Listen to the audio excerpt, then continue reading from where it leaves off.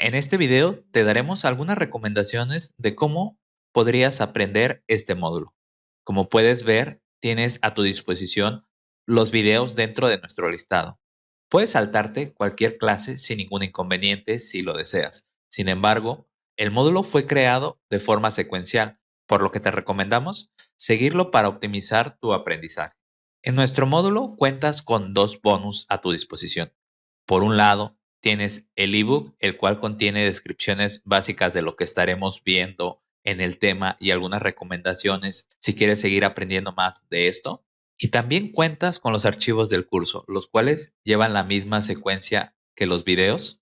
Y en esta carpeta encontrarás los archivos que vamos a estar utilizando a lo largo de nuestro módulo para generar los ejercicios. Como sugerencia, te recomendamos que esta carpeta la tengas a tu disposición de forma sencilla. Esto te permitirá acceder de forma rápida a los archivos.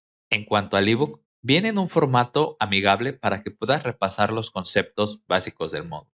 Esto lo puedes mantener en formato digital o si lo deseas, puedes imprimirlo para tenerlo cerca de tu zona de trabajo.